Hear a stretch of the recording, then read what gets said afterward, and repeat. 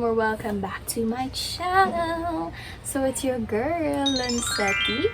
So for today's video, tayo ay magre-RETDEM. So meron kaming live return demonstration, virtual lang din of course. So hindi pa kami pwede mag face-to-face, hindi pa kami face-to-face. So sabi August pa kami. Pero marami ng school na face-to-face. So medyo nakakaingit na medyo hindi kasi nakakatakot. 2 years din halos online class. So, meron kaming RLE. So, ito yung RLE namin. Return demonstration ulit. Pero live na nga. Hindi na siya yung recorded. And also, Thursday, Friday, Saturday talaga ang schedule namin for RETDEM or RLE.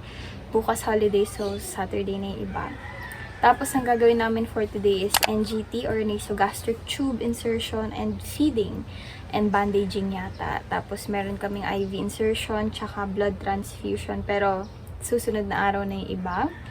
So, gusto ko lang pakita sa inyo kung pasyunga-syunga ba ako mamaya pag nag-actual return demonstration ako sa harap ng CI ko. So, one-on-one siya with our CI. So, hi guys! As you can see, I'm wearing these pair of glasses. So, this pair is from TIJN. So it's rather thin and they sent over a few boxes for me. So these are, I think, 6 glasses in total.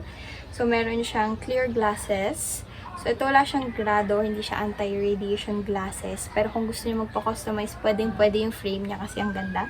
So this one is my favorite among them all. So square siya and I think it suits the shape of my face kasi round yung face ko medyo. So maganda siya. Meron din silang sinend na shades. So, ito yung isa. Yan. So, perfect for summer. Tapos, ito pa yung iba. Yan. So, ito maganda rin siya actually. So, minsan naggaganto ako kapag sobrang lala ng eyebags ko, ng itsura ko, pag online class, ganun. Pero meron talaga akong original na anti-radiation glasses. Ito from optical clinic. So, ito naman is blue lens and anti-radiation glasses. Pero hindi ito from tin. So, ito lang yung mga from tin. So, 5 or 6 glasses in total siya. Basta ang kalat, madami siya yan. Thank you so much, Tin, for sending over these pairs of glasses. I really appreciate it. I really love it. So, if you guys want to check it out, do check their website here. At saka lalagay ko rin sa description box. So, kami ay antay na lang na ma-admit ng aming CI. So, ayan, nakikita niyo ba ang aking board sa likod? Sobrang punong-puno siya. Pakita ko sa inyo. Ayan o. Ayan o. Oh. Ayan. Kasi nga, ang dami namin ginagawa. Meron kaming RETDEM, meron namin case study, gawa kaming paper, meron kaming mga movie review, reporting, meron. So, the list goes on and on, guys. So, RETDEM kami every Thursday to Saturday. Meron kaming medical, clinical nursing na 5 hours every Wednesday. Basta ang dami, nakakapagod, pero sana worth it. So, sobrang lala ng eyebags ko talaga. Hindi ako makatulog kasi nga nagtatrabaho pa ako, tsaka kahapon, medical surgical nursing, ayun ang pinakamadugong subject namin yung second sem. So, ang hirap kasi limited lang talaga sobra yung knowledge namin, tsaka yung resources. For example, sa YouTube lang kami nagbe-base ng paggagayahan. So, mahirap. Tapos, i-align namin siya sa checklist namin. So, ayun, good luck na lang talaga kung magawa namin ng maayos. Tsaka parang ang ganda ng buhok ko ngayon. So, actually, may share ako sa inyo, guys. Ito siya. Gummy Babe. So, hindi to sponsored kasi nakita ko lang talaga to sa TikTok. May problem kasi ako sa buhok ko. Naglalagas siya sobra, tas ang dry. Pero ayan o, tingnan mo. Parang ang ganda-ganda niya pa rin. So, mind you na 2 or 3 days na akong hindi naliligo ng buhok. Kasi hindi ako araw-araw naliligo ng buhok kasi sobrang sensitive ng scalp ko. So, itong Gummy Babe, nakita ko siya sa TikTok. So, nakatulong siya dun sa isang influencer na magpatubo yung buhok niya, maging bouncy yung hair niya. And so far, 3 days ko pa lang siya ginagamit. Pero parang ang ganda na ng effect niya actually. So, if you guys want to try yung Gummy Babe, so again, hindi po ito sponsored. So, maganda lang talaga yung effect niya sa akin. So, kung gusto niyo try, lalagay ko din yung link sa description box below. So, okay guys, susunod na ako mag-RETDEM at ito ang ating setup. So, ito si Mrs. Johnson. Hi, ma'am. Rinig niyo pa ako. So, nakaupo po kasi medyo maliit yung room ko. Pero, kunyari na lang po nakatayo ako sa bedside ng patient. So, first one, we're going to review the physician's order. Ano yung purpose ng NGT tube niya. And then, we're going to check for the client's identification. So, Mrs. Johnson, could you state your full name and date of birth? And we're also going to check her wristband.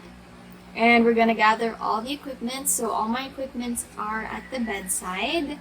And then for the procedure, Mrs. Johnson, today we are going to insert a nasogastric tube. So this tube will help you eat since you cannot eat through the mouth or orally. Also, we can give medications through this tube. So we're also going to wash our hands, and then example lang po naghugas na ako. And then we're going to use gloves. Now we're going to don our gloves, sterile and non-sterile gloves. And after which, we're going to now measure the tube that we're going to insert into our patient. So, for example, this is the NGT tube. And we're just going to measure from the tip of the nose or the bridge. So since I'm on the right side, I'll use the right nostril as reference.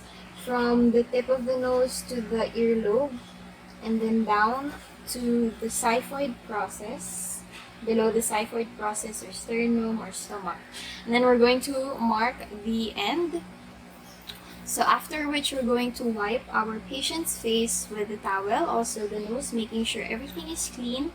We're then going to cover the client's eyes. So Mrs. Johnson, I'm just going to cover your eyes before the procedure, and then we're going to examine for any deformities or obstructions. So it's all clear, no obstruction, no deformity. And then now we're going to lubricate our nasogastric tube. So this is my lubricating jelly. We're just going to lubricate 4 to 8 inches so that it will be easier or smoother to insert. And then now we're going to flex the head forward and tilt the tip of the nose upward, and then we're going to pass the NGT tube. Yan, kunyari na-insert ko na siya. And then once the tube reaches the pharynx, lower the head of the patient slowly. After which, Mrs. Johnson, could you try and swallow? So patient is able to swallow while I'm advancing my tube, and then if there's any changes, immediately withdraw. So no changes, no difficulty. Put it in place. So advance the tube as far as the insertion point. We're going to check the back of the client's throat. So Mrs. Johnson, could you say ah for me? Okay, everything's clear. It's not curled at the back of the throat. We're now going to check the placement of the tube. So we're just going to aspirate stomach contents. So there are 4 ways. First one is to aspirate. So this is the end of the tube and the other end is already inserted. For example, this is our syringe. We're going to draw back stomach contents, and if you're able to draw back contents, it means that it is in proper place or you have aspirated gastric contents. After which we're going to test the pH level of the gastric content on pH paper. So it's okay. It's around 3 to 3.5, and then we're going to inject. The second step is to inject 30 ml of air. So we're just going to draw back air and then grab again the NGT. So this is another step. We're just going to push air and then we have our stethoscope over here. So we're going to listen for some whooshing sound doon sa epigastric region niya. So as we inject 30 ml of air, we should hear the whooshing sound. So the presence of whooshing sound is heard, which means it is in the proper place. And the best way to actually confirm and the most accurate way to confirm if it is in the correct placement is X-ray. So we're going to place the patient in a high Fowler's position. For example, she's already in a high Fowler's position. We're going to wear a pair of clean gloves, and I've already washed my hands. And we're just going to again check for patency and placement of the tube. So first way of checking is to aspirate 20 to 30 ml of air again into the asepto syringe. We're going to kink the end, so we're just going to fold the end of the NGT so it detaches from the tubing, and then we're going to attach the syringe tip on the NGT. We're going to release the kink over here now. Okay, there we go. And then we're going to place the bell of our stethoscope on the patient's epigastric region or area. So for example, I've already placed my stethoscope, and then we're going to swiftly or slowly inject the air into the tube, and you should hear a gurgling sound as we do this.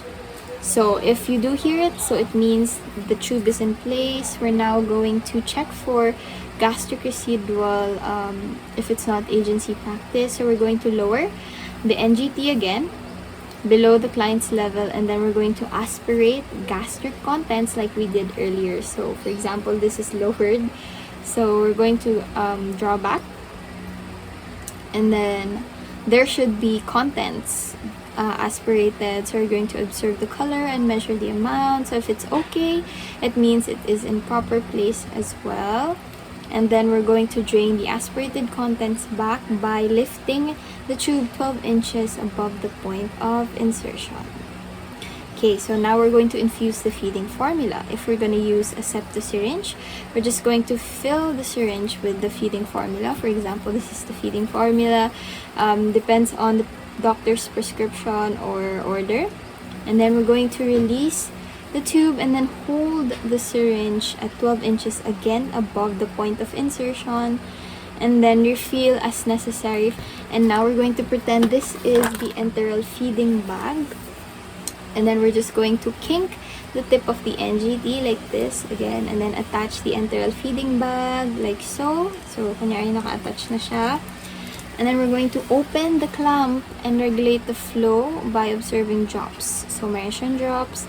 And then we're going to infuse the feeding formula for 30 minutes, or depende sa prescription ng doctor. So, kinks the tip of the nasogastric tube, and then after ito na feeding, kink mo na ulit siya, and then remove the tube, disconnect it, and then we're going to get again our septo syringe. And while it's kinked, you're going to instill 30 minutes, 30 ml of water. So, depende yan kung pediatric yung client mo. So, this is done every 4 hours during continuous feeding or before and after feeding to. And then, after which, nakapag-flush ka na, clamp the nasogastric tube before all the water is instilled. And then, Mrs. Johnson, you're going to remain in this position for about 30 minutes to an hour. This is just to prevent aspiration. Then we're going to discard our gloves appropriately, perform hand hygiene, aftercare, removal of the equipments, and documentation and evaluation of the patient's tolerance with the procedure. Ano po ma'am, nakapag-flush po ako, so 30 ml of water po yung binigay natin. Yes po, naka-Fowler's position siya to avoid aspiration din. So, tapos na kami at haggard na ang inyong lola. So, for today pala, ang ginawa lang namin is NGT, insertion, tsaka feeding. So, yung next procedure is sa Saturday na kasi holiday bukas. Tapos, yung isa pa is IV at tsaka BT or blood transfusion. Yung isa is bandaging. So, sa susunod na mga araw na yun. Remember to like this video, comment, share, subscribe. Thank you so much, guys. And see you again on my next video. So, bye, guys.